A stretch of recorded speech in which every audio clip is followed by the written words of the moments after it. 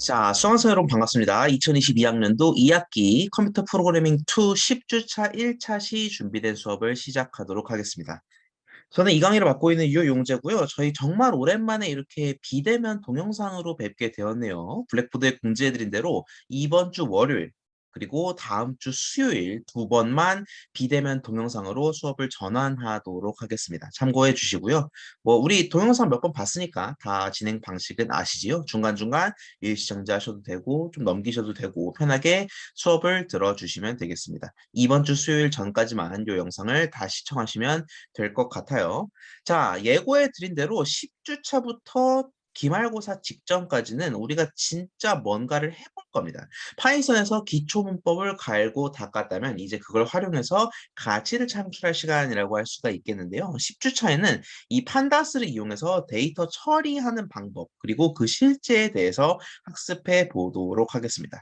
여러분이 파이썬을 배우는 이유는 굉장히 많습니다. 범용적이기도 하고 문법이 직관적이기도 하고 또 컴퓨터에서 지정한 거기도 하고 여러 가지 이유가 있겠지만 사실 이 데이터 과학을 하는 데 있어서 강력한 도구다. 그게 파이썬을 다루는 또 다른 이유가 되기도 해요. 그래서 파이썬을 이용해서 데이터 과학에 입문하는 시간이다라고 생각해 보셔도 좋을 것 같습니다. 자, 이번 주 월, 수에 다룰 테마는 세 가지가 되겠습니다. 먼저 첫 번째로 제가 앞서 살짝 맛을 보여드렸는데 이 파이썬과 데이터 과학에 어떤 관계가 있는지 살펴보도록 하고요. 두 번째와 세 번째에서는 각각 판다스를 이용해서 데이터 프레임을 만드는 것, 또 주어진 데이터를 필터링하는 것까지 살펴보도록 하죠. 자, 먼저 데이터 과학 그리고 파이썬에 대해서 살펴보도록 하겠습니다. 자, 데이터 과학, 영어로는 데이터 사이언스라고 일컫지요. 이 데이터 과학이 뭔지 정확히 정의 내릴 수 있는 분 계실까요? 제가 보통 이 수업이 실시간이면은 항상 채팅창이나 아니면 직접 손들어서 그 답변해 보실 수 있는 분하고 여쭤보거든요. 근데 비대면이라 여쭤볼 수가 없네. 자, 이 데이터 과학에 대해서 정의 내리라라고 하면은 100이면 100 조금씩 정의가 다를 겁니다. 근데 통용되는 일반적인 정의에 대해서 소개를 드리자면은 이 데이터 과학은 말 그대로 데이터를 통해서 주어진 문제를 해결하는 접근법을 의미합니다. 우리가 어떤 문제가 있어요. 그 문제를 해결하기 위해서 데이터를 사용한다. 그게 바로 데이터 과학적 접근이라는 겁니다.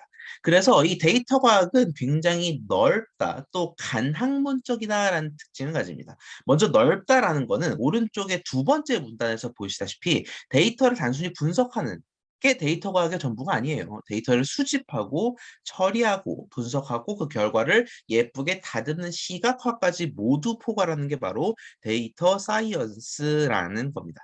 그뿐 아니라 데이터 과학은 굉장히 반학문적이다라고 방금 말씀을 드렸습니다. 왼쪽 다이어그램, 벤 다이어그램을 볼까요? 굉장히 오랜만에 보죠, 이런 도시. 자, 이 데이터 사이언스라는 거는 세 가지 학문 분야에 걸쳐 있다라고 보시면 되겠습니다. 왼쪽 위에는 컴퓨터 사이언스, 즉 정보 기술, 컴퓨터 과학이 들어가죠. 여러분은 데이터 과학을 하기 위해서 기본적인 수준의 코딩을 할 줄 알아야 합니다. 그래서 사실 그 능력을 함양하기 위해서 이 수업이 존재한다라고 생각하셔도 무방해요. 컴퓨터 정도의 코딩을 할 수 있어야 여러분이 데이터를 말랑말랑 만질 수가 있다라는 거죠. 자, 그뿐 아니라 오른쪽에 보시다시피 Math and Statistics, 다시 말해 수학과 통계적인 능력도 필요합니다. 이 데이터를 분석하는 알고리즘, 즉 데이터를 분석하는 방법론들의 기저엔 전부 뭐가 있냐면 수학이 있습니다. 수학을 피할 수가 없다라는 거예요. 초보적인 수준의 수학이 필요하다라는 거고, 사실 이쯤 되면은 궁금해하는 분도 있더라고요. 제가 컴퓨터학과를 진입하려고 하는데, 제가 데이터과학과를 진입하려고 하는데, 이게 어느 정도로 수학을 해야 될지 모르겠어요. 어떤 수학을 해야 될지 모르겠어요 하는 분들도 있는데, 보통 이 컴퓨터 과학 또는 데이터 과학을 하는 데 있어서 중요하다라고 생각되는 수학 분야가 따로 있습니다. 대표적으로 두 가지만 언급드리자면 선형대수 그리고 통계학, 이 두 가지가 굉장히 중요해요. 어찌 됐든 수학과 통계의 기본적인 베이스가 중요하다라는 겁니다.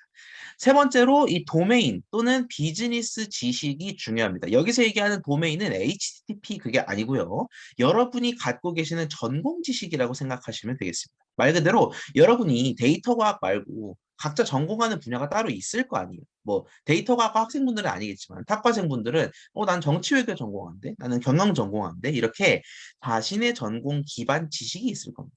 그거를 10분 활용해서 의미 있는 결과를 창출해내는 게 바로 데이터 과학입니다. 자, 이쯤 되면은 데이터를 통해서 주어진 문제를 해결한다? 이게 좀 두루뭉술하게 들리실 수도 있어요. 예를 들어 볼까요? 여러분 그 서울시에서 운행하고 있는 심야 올빼미 버스라고 알고 있습니까? 왜 우리 12시 넘으면 원래는 버스가 막차가 끊겨야 맞는데 12시부터 4시 정도까지 운행하는 심야 버스가 있잖아요. 근데 그 심야 버스의 노선을 편성할 때 데이터가 활용됐다라는 사실 여러분 알고 계십니까? 우리가 데이터를 어디에서 수집할 수 있냐면 심야 시간대에 사람들이 얼마나 많은 통화를 어디에서 하는지 통화를 하니까 손이 모자이크가 돼버리네. 심야 시간대에 누가 어디서 많은 통화를 하는지를 데이터로 수집할 수가 있다라는 거죠. 통신사에 요청하면 우리가 그 데이터를 얻을 수가 있잖아.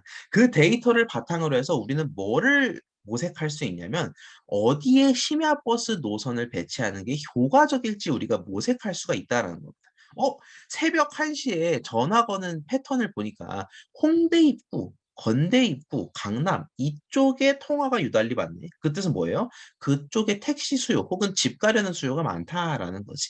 아, 그러면 걔들을 노선으로 부드럽게 이으면은 심야버스 한 대 뚝딱 아니겠어요? 자, 이런 방식으로 우리가 주어진 문제가 뭐겠습니까? 심야버스 노선을 결정하려고 하는데 근거가 없다. 이 문제를 데이터 과학적으로 해결한다. 이게 바로 데이터 사이언스가 우리 삶에 스며드는 원리라고 할 수가 있겠습니다. 도메인 지식이 그래서 필요하다라는 것. 정치 외교에서의 제반 문제들을 데이터 과학으로 해결하려고 한다. 그럼 정치 외교 지식이 있어야겠죠. 비즈니스 문제를 데이터 과학으로 해결하려고 한다. 그럼 경영학 지식이 있어야 됩니다. 그래서 이 세 가지가 모두 삼위일체가 되어야 데이터 과학이라고 할 수 있겠다라는 겁니다. 자, 데이터 과학을 쉽게 하기 위한 파이썬 라이브러리의 종류는 굉장히 많은 것들이 있습니다. 우리는 그중에서 세 가지만 눈으로 쓱 보고 이 챕터를 끝내도록 하죠. 자, 먼저 데이터 과학을 위한 파이썬 라이브러리 중 가장 많이 활용되는 건 바로 판다스가 되겠습니다. 이 판다스라는 건 데이터 프레임이라는 특수한 구조를 차용해서 우리가 데이터를 마음대로 사용할 수 있게끔 하는 도구다라고 생각하시면 돼요. 지금 하단에 데이터 프레임을 나타내는 이미지가 있죠. 이렇게 행들도 있고 열들도 있고 각 행과 각 열의 제목도 있는 이게 바로 데이터 프레임이 되겠습니다. 이 데이터 프레임이라는 구조를 가지고 뭐 결측치, 측정되지 않은 값들도 제거하고 또 데이터를 머지하기도 하고 여러 가지 전처리가 수행된다라는 것.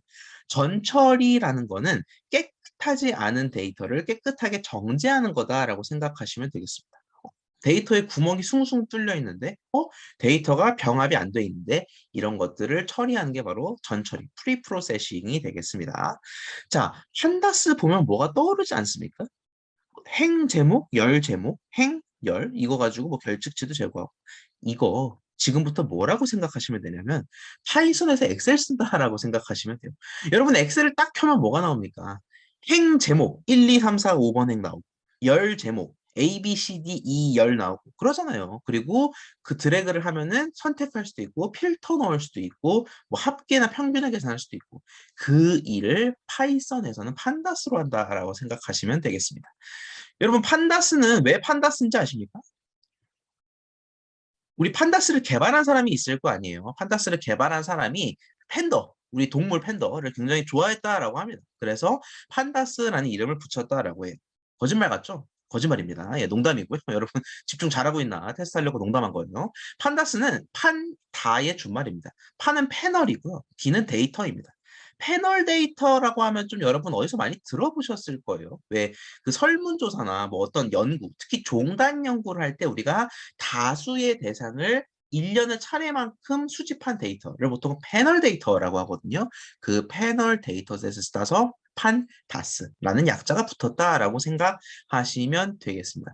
우리 좀 이따가 이 판다스를 불러오는 과정까지도 한번 살펴볼 건데요. 불러오기 위해서는 우리가 수입하다라는 뜻의 임포트라는 게 쓰입니다. 임포트 판다스를 외치면 우리가 판다스라는 라이브러리를 불러올 수가 있다라는 거예요. 이 판다스 라이브러리는 불러오지 않으면 사용할 수가 없습니다. 그래서 꼭 이렇게 불러와야 되는데 여러분 생각을 해보세요. 내가 판다스를 불러왔어. 그럼 내가 매번 판다스 명령어를 실행할 때마다 판다스에 뭐 좀 실행해줘. 판다스에 뭐 좀 실행해줘. 이렇게 알려줘야 되거든. PANDAS. 얼마나 길어요. 귀찮단 말이지. 그래서 우리가 판다스를 불러올 때 뭘로 축약해서 부르기로 하냐면 PD로 줄여서 부르기로 하겠습니다. 판다스니까 줄여서 PD. 저는 PA로 줄여서 하고 싶은데요. 그래도 돼요. as PA라고 하면 상관이 없거든. 근데 우리 보통 우리만 코드를 잘 작성하는 게 중요한 게 아니라 다른 사람과 코드로 소통하는 것도 굉장히 중요하잖아요. 그래서 우린 보통 뭐를 따라야 된다? 시쳇말로 국룰. 많은 사람들이 따르는 방식을 따라야 됩니다. 그래서 보통 PD로 쓰니까 저희도 PD로 표기하겠습니다. import pandas as PD는 판다스라는 라이브러리를 불러와서 PD로 지칭하겠다의 뜻이 되겠습니다. 다음으로 볼까요? 두 번째 라이브러리는 numpy가 많이 쓰입니다. numpy는 우리 수업 15주 내내 직접 다뤄지지는 않겠습니다. 다만 라이브러리 자체가 뭔지는 살펴볼게요. numpy는 말 그대로 파이썬에서 넘버를 효과적으로 다루기 위해 사용되는 라이브러리가 되겠습니다. 행렬, 다차원별 등 주로 숫자가 들어가는 수학 연산을 주로 수행하는 라이브러리가 되겠습니다. 그러면 앞서 배운 판다스 같은 경우에는 데이터가 숫자든 문자든 상관이 없겠다. 여러분, 이 각각의 행렬 칸에는 문자가 당연히 들어갈 수가 있습니다. 그리고 그 문자를 컨트롤할 수도 있어요. 다만 numpy는 그보단 숫자에 집중한 데이터형이 되겠다. 라이브러리가 되겠다라는 거고요. numpy도 역시 import numpy, 기니까 as np로 줄였습니다. 숫자만 다루는 거다 보니까 여러분이 그렇게 오해하실 수도 있어요. numpy로 할 수 있는 일이 별로 없는 거 아닌가? 근데 오른쪽 보실까요? 양자 컴퓨팅, 신호 처리, 천문학, 그래프 네트워크, 심리학, 인지심리, 별거에서 다 numpy가 활용될 수가 있어요. 우리가 연구를 할 때, 데이터 과학 연구를 할 때 대부분 숫자가 많이 통용이 됩니다. 그리고 그 숫자를 잘 다룰 수 있는 힘이 무엇보다 중요하고, 그래서 numpy는 굉장히 많은 일들을 할 수 있다. 하지만 저희 수업에서는 시간 제약상 판다스 정도만 보겠다라고 생각하시면 되겠습니다. 마지막 매플런립을 볼까요? 이 매플런립은 저희 수업에서도 다룰 겁니다. 다음 주 정도에 다룰 건데 자료가 주어져 있을 때 우리가 자료가 서말이어도 뭐 해야 보배? 꿰어야 보배거든요. 여러분이 데이터 분석을 열심히 했어요. 그래서 자료가 이따만큼 나왔습니다. 근데 그 자료를 진짜 엑셀 띄우듯이 띡 보여줘. 그러면 예쁘겠습니까? 자료가 눈에 들어오겠습니까? 그러지 않죠. 그래서 여러분이 가공한 자료를 시각화하는 것, 보기 좋게 비주얼라이제이션 하는 거는 데이터 과학에서 대단히 중요한 영역에 해당합니다. 그걸 하기 위한 라이브러리의 하나다라고 보시면 되겠고요. 매프논립은 쭉 복잡합니다. 매프논립에서도 파이프라에서 라이브러리를 가져와야 된다라는 거고요. 얘도 너무 길죠. 어떻게? as PLT로 줄여서 가져오도록 하겠습니다. 매프논립으로 그릴 수 있는 그래프에는 굉장히 많은 것들이 있습니다. 히스토그램, 파이 차트, 바이올린 플란 여러 것들이 있는데 이건 다음 주에 살펴보기로 하죠. 자, 여기까지가 데이터 과학의 입문이었습니다. 다시 한번 떠올려 볼까요? 데이터 과학이라는 거는 결국 우리 앞에 주어진 문제를 데이터의 시선에서 해결하기 위한 방법론을 의미합니다. 그래서 수학적 능력도 코딩 능력도 여러분 전공 지식도 필요한 영역이다. 데이터 과학에서의 라이브러리는 크게 세 가지, 판다스, 넘파이, 매프논립이 주로 쓰인다. 우리는 그 중에서 이번 주엔 판다스를 배우도록 하겠습니다. 자, 그러면 라이브러리를 우리가 사용할 수 있는 방법에 대해서 보다 구체적으로 살펴봐야 될 텐데 제가 방금 뭐라고 말씀드렸죠? 라이브러리를 불러오기 위해서는 일단 임포트하고 시작해야 된다라고 말씀을 드렸습니다. 자, 여기서는 예시를 이렇게 들어볼게요. 우리가 무작위 수를 추출해야 하는 경우가 종종 있습니다. 파이썬에서 부사위를 굴리는 것처럼 무작위로 1부터 6까지 중 한 수 내놔 라고 얘기할 경우가 생긴다라는 거죠. 우리 그럴 때 무슨 라이브러리를 쓰냐면 랜덤, 이름값 톡톡히 하죠. 랜덤 함수를 뽑기 위해서 랜덤 라이브러리를 차용합니다. import random이라고 가져오고요. 그 다음에 random.landint라는 구문을 활용합니다. 이게 무슨 뚱딴지 같은 소린가? 저와 함께 보도록 할게요. 구석이 잘 달릴지 보겠습니다. 예, 잘 달리는군요. 자, 랜덤이라는 라이브러리를 가져오는 게 먼저입니다. 이거는 기능 꾸러미를 가져온다라고 생각을 하시면 돼요. 우리가 기능 덩어리를 통째로 가져와서 내가 마음대로 쓰겠다라는 거죠. 자, 근데 랜덤이 제공하는 다양한 기능, 많고 많은 기능 중에서 나는 뭘 쓰겠다? 랜드인트라는 걸 쓰겠다라는 겁니다. 이 랜드인트라는 건 랜덤이 제공하는 기능이에요. 그래서 어떤 걸 수행한다? 앞수부터 뒷수까지 중에서 무작위로 하나를 뽑는다. 그게 바로 랜드인트의 역할인 겁니다. 그럼 랜드인트가 뭘 받아야겠어? 앞수, 뒷수 두 가지를 받아야겠죠. 즉 이건 1부터 6까지 중 무작위 수 하나를 뽑아라 라는 구문이 되겠습니다. 자, 근데 랜드인트는 프린트, 인풋처럼 우리가 내장으로 쏙쏙 쓸 수 있는 게 아닙니다. 프린트나 인풋은 내장 함수의 하나이기 때문에 우리가 그냥 쓰면 되죠. 근데 랜드인트는 파이썬이 기본적으로 제공하는 기능이 아니란 말이야. 기본적으로 제공하는 기능이었으면 우리가 배웠겠죠. 그래서 랜드인트라는 거는 랜덤 꾸러미에서 가져온 놈이기 때문에 뭘 밝혀야 된다? 족보를 밝혀야 된다라는 겁니다. 아, 점의 또 다른 용례가 여기서 등장하는 거예요. 족보를 밝힐 때. 랜덤에서 랜드인트 가져오세요가 점의 또 다른 의미가 되겠습니다. 자, 그럼 그렇게 1부터 6까지의 수 중 하나를 뽑았다면 놈에다가 저장하고 프린트를 해주면 되겠죠. 자, 그리고 방금 전에 import pandas as pd라고 말씀을 드렸죠. 그렇게 불러온 경우에는 당연히 pandas 대신 pd.기능 이렇게 불러오셔도 아무 상관이 없겠습니다. pd.기능 이렇게 불러오시면 되겠습니다. 앞으로 여러분이 라이브러리를 사용할 땐 이렇게 사용합니다. 내장 함수가 아닌 라이브러리 기능을 사용할 때는 라이브러리명 기능을 활용하시면 되겠습니다.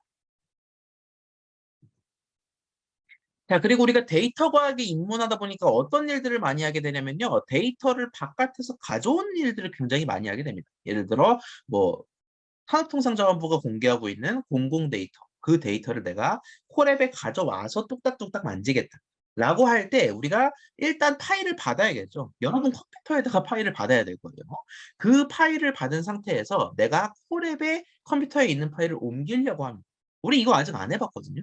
어떻게 하면 되냐면 눈으로만 볼게요. 콜앱에서 여러분 작업창이 왼쪽처럼 표시가 되겠죠. 그 작업창에 잘 보시면 이 서류철 같은 아이콘, 제가 동그라미를 쳐드리죠. 요 아이콘을 보실 수가 있습니다. 요 아이콘이 콜앱에서의 파일 시스템에 접근하는 아이콘이에요. 얘를 누른 다음에 우리가 뭐를 한다? 이 버튼. 제가 지금 체크 표시한 업로드 버튼을 누르시면은 탐색기 창이 열려요. 마치 여러분이 메일에서 첨부 파일 선택하듯이 탐색기 창이 열리고 거기서 여러분이 업로드를 하실 수가 있게 됩니다. 자, 그런데 콜앱이 이렇게 불편하지는 않겠죠? 이런 식으로 하실 수도 있겠지만 서류철 버튼을 누른 상태에서 그냥 드래그 앤 드롭을 하셔도 업로드가 됩니다. 두 가지 방법이 있다. 드래그 앤 드롭을 하거나 업로드 버튼을 누르거나 둘 중 하나를 생각해 보실 수가 있겠습니다. 콜앱의 외부 파일은 이렇게 업로드하는 거예요. 자, 판다스의 시작은 바로 외부 데이터셋을 불러오는 데 있겠죠. 외부에 있는 데이터를 불러오기 위해서는 우리가 read 엑셀 또는 read CSV를 활용합니다. 자, 엑셀 파일은 우리가 이해가 돼요. 아, XLSX 뭐 이런 파일, 우리가 마이크로소프트 엑셀에서 다루던 파일.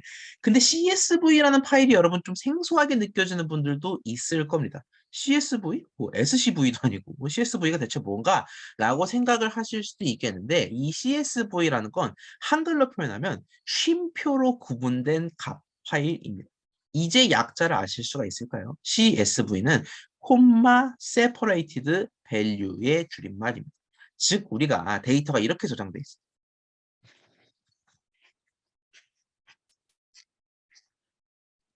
이렇게 저장돼 있으면 얘는 뭘 기준으로 값들이 구분돼 있죠? 쉼표를 기준으로 값들이 구분돼 있다라는 겁니다.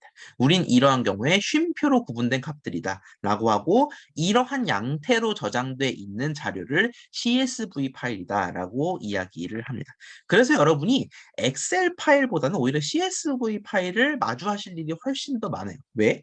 우리가 다루는 데이터들은 굉장히 크고 방대한 양의 데이터들이기 때문에 엑셀 파일보다 CSV로 저장하는 게 훨씬 더 효과적입니다. 그래서 둘 다 알아야 된다. CSV를 좀 다룰 일이 많다라는 거고요. 자, 엑셀 파일을 불러오기 위해서는 이름이 특이합니다. read 엑셀. 진짜 이렇게 작성을 하시면 되겠고 괄호 안에는 뭐가 들어간다? 파일명 점 확장자까지 작성해 주셔야 되고 아주 주의해야 돼요. 따옴표를 헷갈리는 경우들이 많습니다. 따옴표를 꼭 집어넣어 주셔야겠습니다. 자, 근데 어디까지나 이 with 엑셀이라는 거는 어디에서 태동한 개념이다? 판다스에서 태동한 개념이다라는 거죠. 꼭 족보를 밝혀주세요가 되겠습니다. 자, 데이터를 불러왔어요. 그럼 머릿속으로만 불러오는 거죠. 얘를 값으로 어떤 자료형으로 저장해야 될 텐데 df라는 변수를 만들어서 거기에 저장하겠습니다. df는 딱 봐도 뭐의 줄임말일까? 데이터 프레임의 준말이겠죠. CSV를 불러오는 것도 대단히 비슷합니다. with pd 똑같은데 CSV로만 바뀌고요. 파일명 .csv를 하시면 됩니다. 자, 제가 지금 괄호 처리한 파트는 안 넣으셔도 돼요. 즉, read 엑셀이랑 문법이 똑같습니다. 근데 괄호 처리한 부분을 제가 왜 여러분 강의 자료에 넣어드렸냐? 여러분 간혹 가다가 CSV 파일을 불러오는데 막 예를 들어서 뭐 카페베네라는 글자가 있어요. 한글로. 그러면 걔가 뒹굣낑밥 뭐 이렇게 기괴한 문자로 바뀌는 경우가 있어요. 인코딩 과정에서 문제가 발생하는 경우가 있다라는 거. 우린 그걸 보통 한글이 깨졌다라고 표현을 하는데 그 한글 깨짐을 방지하기 위해서 엔진 이퀄 파이썬을 넣으면 한글 깨짐이 해결되는 경우가 있습니다. 그래서 참고하라라고 넣어드린 구문이고요. 얘가 없어도 당연히 CSV 파일은 잘 불러와집니다. 좀 참고하시기 바라고요. 자, 주의할 점 하나를 소개해 드리도록 하죠. 파일 구조를 여러분이 확인한 다음에 불러오실 필요가 있습니다. 자, 이 데이터를 볼까요? 열들이 번호, 구분, 시설명, 주소, 그리고 행들이 0, 1, 2, 3, 4 이렇게 나와 있는데 이거 무슨 데이터일까? 아, 기관 데이터 같아요. 각각 숨어있는 공공기관 데이터 같은데 자, 이 데이터의 경우에는 인덱스가 있나요? 없나요? 자, 우리가 데이터 프레임을 직접 만져보면 아마 확실히 아실 수 있겠지만 데이터 프레임은 인덱스라는 게 존재합니다. 각각의 행을 의미하는 고유 번호, 고유 값이다라는 거죠. 그래서 너는 0번 인덱스, 나는 1번 인덱스, 나는 2번 인덱스 라는 식으로 뭐 숫자가 붙기도 하고 다른 값이 붙기도 하고 어쨌든 고유 코드에 해당하는 인덱스가 붙게 됩니다. 자, 근데 만약에 여러분이 데이터 프레임을 새로 만들게 되면, 즉 외부의 데이터 파일을 가져와서 데이터 프레임을 만들게 되면은 기본 값이 인덱스를 붙이는 게 기본이에요. 너 데이터 불러왔어? 그럼 내가 인덱스도 붙여줄게. 0번, 1번, 2번, 3번 인덱스를 붙여주게 되거든요. 근데 이 친구는 지금 보면 번호가 이미 있어요. 0, 1, 2, 3, 4, 5, 6, 7, 8. 아주 각각의 행들이 딱딱딱 구분되죠. 그럼 이런 엑셀 파일의 경우에 불러올 때 인덱스를 내가 굳이 붙여야겠습니까? 괜한 자원 낭비다라는 거죠. 그래서 인덱스 열이 별도로 존재해서 야, 나 인덱스 붙이지 마. 라고 얘기하기 위해서는 이렇게 하실 수가 있겠습니다. pd with 엑셀 똑같아요. 파일명 똑같은데 내가 명령을 하나 해주겠습니다. 뭐라고? index call equal 0라고 명령을 해주겠습니다. 이게 무슨 의미냐면 야, 내가 인덱스 열이 사실 따로 있거든. 그러니까 네가 함부로 인덱스 열 붙이지 마. 라고 index call이라고 명령해 주는 겁니다. 자, 그러면 파이썬은 뭐라고 받아들이냐면 예, 알겠습니다. 제 인덱스는 따로 안 붙일게요. 근데 네가 가진 인덱스가 뭔지는 알려줘야 되지 않을까요? 라고 물어보게 됩니다. 여러분 여기서 인덱스는 뭡니까? 번호지요. 번호는 몇 번째 열이에요?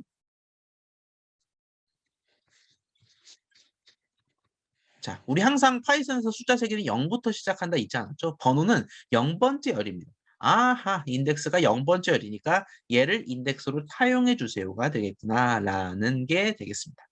근데 내가 번호가 아니라 구분을 인덱스로 채택하고 싶어. 일자리 창업 이런 걸 인덱스로 채택하고 싶으면 0에서 1로 바꿔주시면 됩니다. 다만 구분열의 경우에는 인덱스로 채택하기엔 대단히 부적합하겠죠. 왜? 중복된 값이 존재하니까. 인덱스 콜은 인덱스가 될 열을 지정하는 구문이 되겠습니다. 자, 이쯤 돼서 엑서사이즈를 한번 풀어보도록 할까요? 이 엑서사이즈는 풀이 시간이 길지는 않을 겁니다. 다만 이 엑서사이즈는 판타스를 입문하는 데 있어서 기초 중의 기초, 상기초의 내용이 되겠습니다. 그래서 쉽다라는 게 아니라 이 문제를 못 풀면 뒤에 내용도 풀 수가 없어요. 그래서 꼭꼭 여러분의 힘으로 한번 지금 풀어보시기 바랍니다. 소개를 드리죠. 행안부는 지자체별 자전거 보관소 현황을 링크에 제공하고 있습니다. 링크는 여러분이 누르면 따라가실 수 있어요. 자, 확장자와 데이터 구조에 유의해서 이 데이터셋을 데이터 프레임의 형태로 불러와 보시기 바랍니다. 일단 데이터를 어디서 받아야 될지 여러분이 생각을 하셔야 될 거예요. 데이터를 뭘 눌러야 받을 수 있어요. 그리고 받은 데이터를 어떻게 가져올 수가 있어요. 둘을 고민해 보시기 바랍니다. 시간을 좀 드리지요. 일시정지했다가 돌아오시기 바랍니다. 자, 어느 정도 푸셨습니까? 화면을 다시 공유해 드리도록 하지요. 자, 일단 링크로 들어가 보도록 하겠습니다. 잘 푼 분도 있고 잘 안 풀린 분도 있을 텐데 일단 볼게요. 자, 이렇게 생활밀착 데이터 페이지가 나오는 걸 확인할 수가 있습니다. 총 2,655건이 있군요. 자, 이 상태에서 우리가 얘 전체 2,655건의 자전거 보관소들을 데이터 프레임 형태로 저장하려고 해요. 그럼 일단 얘를 받아야겠죠. 얘를 데이터 파일의 형태로 받아야 될 텐데 어디서 받지? 아무리 눌러봐도 받을 때가 말짱찮습니다. 근데 잘 보니 우측을 보니 엑셀 버튼이 있군요. 이런 식으로 공공 데이터 공개되어 있는 곳에서는 엑셀 버튼이 있는 경우가 많습니다. 얘를 누르면 사실 다운로드가 됩니다. 1204032 자전거 보관소 정보 1.xlsx 이렇게 다운로드가 된 거를 확인할 수가 있겠습니다. 열어놔 볼까요?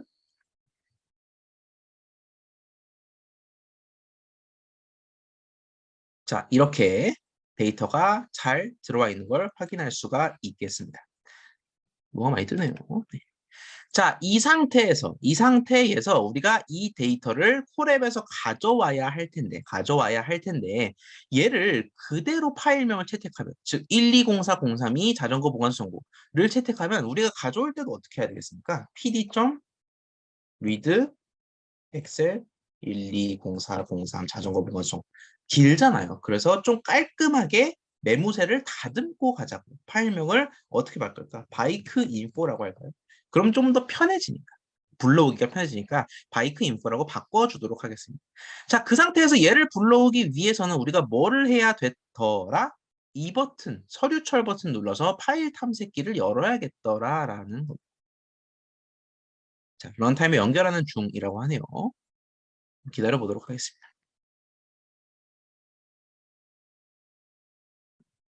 자, 이제 불러와 줬고요. 이 버튼, 업로드 버튼을 이용해서 업로드할 수도 있지만 드래그도 가능하다라고 말씀을 드렸죠. 바이크 인포를 그냥 통짜 드래그 해버리도록 하겠습니다.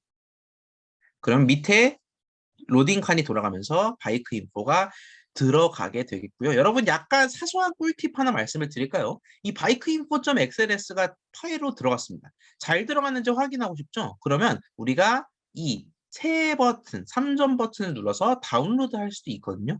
근데 그럴 필요 없이 더블 클릭을 하는 방법도 있습니다. 더블 클릭을 해도 다운로드가 됩니다. 또는 이 엑셀 파일이라 이런 식으로 다운로드가 됐는데 다운로드 하지 않고 더블 클릭했을 때 즉각 파일이 열리는 경우도 있어요. 그래서 더블 클릭하면 파일을 즉시 확인할 수 있다. 그 점을 좀 알려드리도록 하겠습니다. 자, 바이크 인포가 어쨌든 업로드가 잘 된 것만 같습니다. 우리 그 상태에서 뭐 해야 될까요? 임포트 판다스 PD를 이용해서 판다스를 가져오도록 하겠습니다. 자, 이제 우린 뭘 해야 되냐면은 판다스를 이용해서 파일을 읽어야 돼요. pd read인데 엑셀이었나 CSV였나? 다시 보니 워크시트네. 엑셀 워크시트니까 엑셀이겠습니다. 자, 어떤 파일명이었더라? bike.info.xls였죠. 그래서 bike info.xls 이렇게 파일을 불러올 수가 있겠는데 이러면 상상 속에서만 불러온다라고 주의를 드렸습니다. 얘를 데이터 프레임에다가 적재시키도록 하겠습니다. 실행 한번 해볼까요?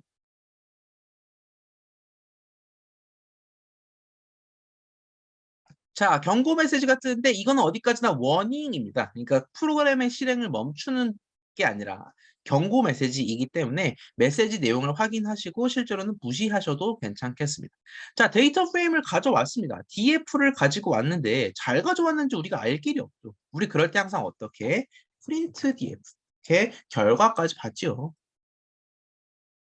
오호라 좀 잘려서 나오긴 하지만 0번부터 1, 2, 3, 4 번호 자전거 보관소명 소세지 도로명 주소 이렇게 예쁘게 데이터 프레임이 불러와 줬다라는 걸 우리가 확인할 수가 있겠고요. 자, 그런데 여기서 약간 중요한 내용 한 가지만 말씀을 드리도록 하겠습니다. 프린트 DF를 하면은 이렇게 좀 나오긴 나오는데 텍스트 형태로 나와요. 자, 근데 프린트 DF가 아니라 그냥 DF를 자, 이건 어디까지나 에코의 의미로서 출력이다라고 두 차례 말씀을 드렸습니다. 근데 얘를 실행하면 이게 뭐지? 훨씬 더 예쁘게 나오는 걸 확인할 수가 있어요. 이거는 프린트 함수가 가진 독자적 특성 때문에 그런 겁니다. 프린트 함수가 df를 그런 식으로 출력하도록 설계되어 있기 때문에 그렇다라고 이해하시면 돼요. 자, 그러면 반대로 얘기하면 뭐가 되냐? 우리가 판다스에선, 다른 데면 모르겠지만 판다스에선 내가 내 눈으로 예쁘게 데이터 프레임을 보고 싶다. 콜앱에서. 그러면 어떻게 해야 된다? 프린트 df가 아니라 그냥 df로 해주는 게 맞겠다라는 겁니다. 그래서 앞으로 제가 따로 말씀드리지 않아도 프린트 DF가 아니라 그냥 DF를 활용한 경우에는 데이터 프레임을 예쁘게 보려고 이렇게 하셨구나 라고 이해하시면 되겠습니다. 자, 그 점 기억을 해 두시고 한 가지만 더 살펴보도록 할까요? 자, 여기까지만 살펴보고 다음으로 넘어가게 될 것 같은데, 자, PD with Excel, 바이크 인포, 엑셀 SS 그리고 DF를 불러왔습니다. 예뻐요. 잘 데이터 프레임이 형성이 됐습니다. 자, 그런데 꼭 이렇게 가져왔어야만 속이 후련했을까요? 자, 데이터를 한번 보겠습니다. 0번 인덱스, 1번 인덱스, 2번 인덱스, 3번 인덱스. 1번, 2번, 3번, 4번. 뭐야? 인덱스가 새로 붙긴 했지만 우리는 원래 있었던 번호를 인덱스로 차용해도 사실 문제가 없었다라는 거죠. 한 칸이 밀리는 차이만 있을 뿐이지 원래부터 고유 번호가 있었기 때문에 이 고유 번호가 인덱스였어도 사실 아무 문제가 없는 데이터 프레임이었다라는 거죠. 자원 낭비 싫어. 그럼 내가 뭐 해야 돼요? 아, 야, 인덱스 따로 있으니까 너 건드리지 마라. 인덱스는 몇 번이죠? 0번 열이라고 알려주면 되겠습니다. 이러고 다시 한번 데이터 프레임 결과를 볼까요? 역시 오류 메시지 뜨고 실행되고 데이터 프레임 불러왔을 때 이제 억지로 자원 낭비 데이터 안 붙이는 번호가 1, 2, 3, 4부터 2655고 얘 자체가 인덱스가 됐군. 인덱스가 된 건 어떻게 알아요? 진하게 표시되어 있으니까 인덱스인 걸 알지. 이렇게 인덱스를 기존에 있는 걸 재활용하는 방법도 있겠습니다. 제가 딱히 조건을 드리지 않았기 때문에 둘 중 어느 방법으로 푸셨어도 정답입니다. 그렇지만 인덱스를 이렇게 재활용하는 방법이 있다. 만큼은 여러분이 꼭 명심을 해 두시기 바랍니다.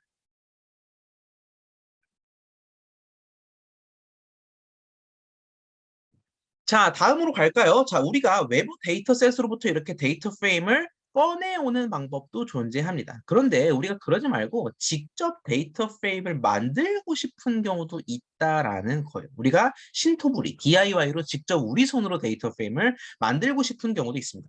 예를 들어 볼까요? 제가 데이터 프레임 가상으로 하나 드렸습니다. 이름 GPA 소속이 각각의 열 이름이고요. 0, 1, 2가 각각의 행 이름이 되겠습니다. 여러분 가끔씩 행과 열을 헷갈려 하시는 분들이 있는데 가로줄이 행이고요. 세로줄이 열입니다. 로우가 행이고 컬럼이 열입니다. 그 점 참고하세요. 자, 0번, 1번, 2번 행이 있고 이름열, GPA열, 소속열이 있습니다. 김고려, 최하남, 박정보 씨가 이렇게 있네요. 자, 이런 식의 꼴을 가지는 데이터 프레임을 내가 만들려고 해. 그러면 우리가 두 가지 방법을 이용해서 데이터 프레임을 생성할 수가 있습니다. 둘 다 숙지해두면 좋지만 실제로는 우리가 코딩을 할 때는 한쪽만 알아두면 되겠죠. 자, 데이터 프레임을 생성하는 첫 번째 방법은 뭐냐면 딕셔너리를 이용하는 방법이 되겠습니다. 자, 오른쪽 코드를 먼저 볼까요? import pandas as pd라고 한 다음에 다짜고짜 새로운 딕셔너리를 만듭니다. 응? 이게 무슨 소리야? 심지어 딕트 괄호인 거 보니까 빈 딕셔너리를 만드네요. 그러면서 뭐라고 얘기하냐? df 언더바 딕트라고 얘기를 합니다. df 딕트라는 건 데이터 프레임 생성을 위한 딕셔너리인가? 맞아요. 데이터 프레임 생성을 위한 빈 딕셔너리를 만든 채로 5, 6, 7번을 이용해서 값들을 새로 선언합니다. 5번 라인은 무엇을 선언하는 겁니까? df dict 대괄호 이름이라고 돼 있죠. 여러분 이렇게 딕셔너리 명과 함께 대괄호가 들어갔다. 이거 뭐예요? 새로운 키값을 가지는 밸류를 쏴줘라. 우리 기억나시죠? 이렇게 대괄호를 이용한 경우에는 기존 키값으로 밸류를 찾아라 또 있지만 이런 식으로 빈 딕셔너리인 경우에는 이름이라는 새로운 키값을 이용해서 밸류를 대응시켜라가 되겠죠. 자, 그러면 이름이라는 새로운 키가 생기는 겁니다, 여러분. 그 상태에서 대응되는 밸류는 뭐가 되겠습니까? 바로 이 리스트가 되겠습니다. 딕셔너리에 존재하는 밸류는 그냥 단순 자료일 수도 있지만 리스트일 수도 있어요. 그래서 이름이라는 키에 대응하는 리스트를 넣는 겁니다. 뭐? 김고려, 최하나, 박정보를 넣는 겁니다. 이런 식이구나. 각각의 10명을 키값으로 하고 그 열들에 존재하는 정보를 value로 해서 딕셔너리 만들면 되겠구나라는 거. 그럼 그 다음 후보는 누구예요? GPA가 키값이 되겠고 4.0, 3.9, 4.1이라는 리스트를 쏴주면 됩니다. 소속이라는 키값, 정보공대, 자정을 쏴주면 되겠습니다. 자, 그러면 우리가 지금까지 열심히 만들었어요. 뭐를 만들었어? 데이터 프레임을 위한 딕셔너리를 만든 겁니다. 아직 데이터 프레임은 손도 안 댔어요. 우리 그럼 뭐 해야 된다? 데이터 프레임을 새로 만들어야 할 시간이다라는 겁니다. 자, 데이터 프레임을 만들기 위해서는 여러분 다행히 이건 좀 단순합니다. 데이터 프레임을 만들기 위한 구문은 뭘까요? 데이터 프레임입니다. 예, PD에서 데이터 프레임이라는 구문을 불러오면 여러분이 새로운 데이터 프레임을 만들 수가 있겠다라는 거예요. 자, 근데 근거가 필요하잖아요. 뭘로 만들 거예요? 근데 우리 다행히 딕셔너리 선언했죠. 내가 딕셔너리의 데이터를 싹 다 예쁘게 적재해놨거든. 이거 가지고 좀 데이터 프레임 만들어 달라라는 겁니다. 그리고 그 결과를 DF에 저장해달라. 이 코드를 실행하면은 데이터 프레임이 완벽 생성이 되겠습니다. 요거 한번 저희 같이 한번 코딩해 볼까요? 자, 데이터 프레임을 만드는 첫 번째 방법을 살펴보고 있습니다. import pandas as pd. 그리고 새로운 딕셔너리를 만듭니다. dfdict equal dict를 이용해서 말이죠. 자, 새로운 딕셔너리를 만든 상태에서 키값을 쏴주겠습니다. 첫 번째 키값이 이름인 거 보니까 두 번째 키값은 또 다른 10명이 되겠고 세 번째 키값도 또 다른 10명이 되겠구나라는 겁니다. 각각의 키에는 그 열에 대응하는 정보들을 적어주면 됩니다. 김고려 씨, 최하남 씨, 박정우 씨. 공부가 아니죠. 씨, GPA 4.0, 3.9, 4.0. 굉장히 부럽군요. 네. 소속은 정보대학.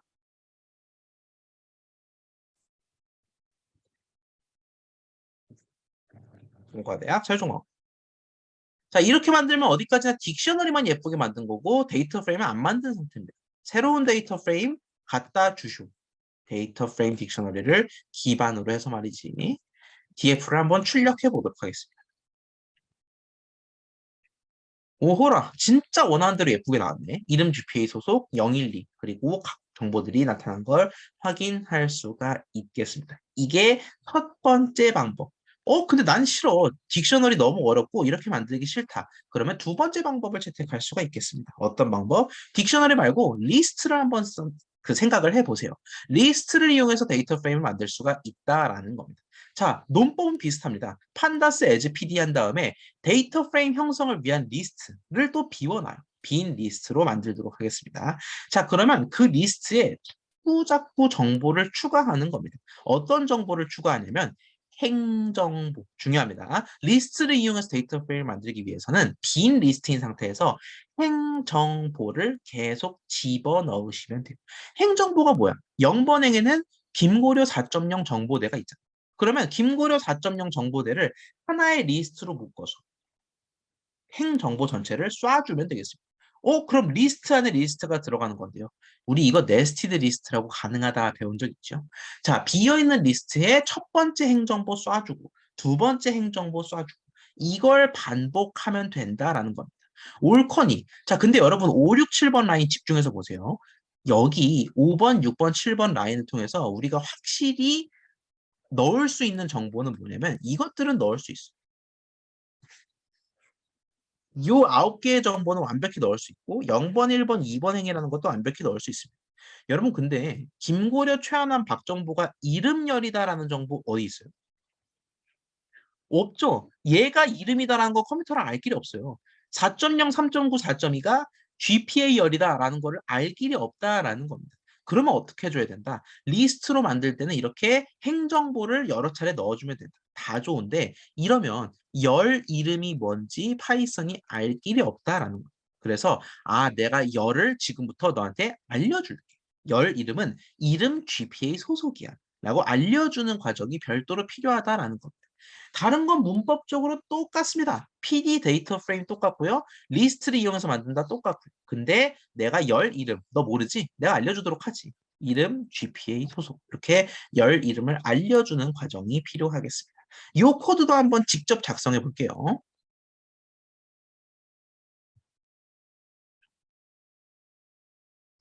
import pandas as pt. 자, 딕셔너리가 아니라 리스트로 만들도록 하겠습니다.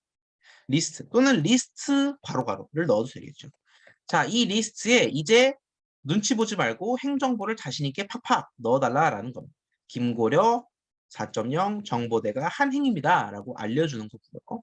팍 넣어요. 최하남 3.9 공과대학 한행입니다.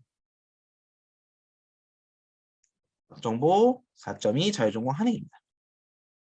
자, 이렇게 넣은 상태에서 PD 데이터 프레임, 또 데이터 프레임을 새로 만들도록 하겠습니다. 뭘로? 리스트 기반으로 만들자라는 거죠. 이러면 열들의 이름을 내가 알 길이 없는데? 열들은 이름, GPA, 소속이야. 알려주자라는 거죠. 이렇게 하면 상상 속의 데이터 프레임 실제로 DF에 저장되도록 하겠습니다. 결과 한번 볼까요? 역시 완벽하고 컬럼즈까지 넣었으니 똑같은 데이터 프레임이 나오는 걸 확인할 수가 있겠습니다. 여러분 뭐가 편합니까? 딕셔너리, 리스트, 편한 쪽을 더 집중적으로 학습하시면 될 것 같아요. 자, 오늘 비대면 영상 수업은 여기까지 진행하도록 하겠습니다. 예고해드린 대로 수요일은 저희가 평소대로 대면 수업으로 뵙겠습니다. 수요일에는 이 데이터 프레임에서 원하는 값들을 추출하는 것부터 진행하도록 할게요. 자, 건강관리 잘 하시고 저희는 수요일에 강의실에서 뵙겠습니다. 고생하셨습니다.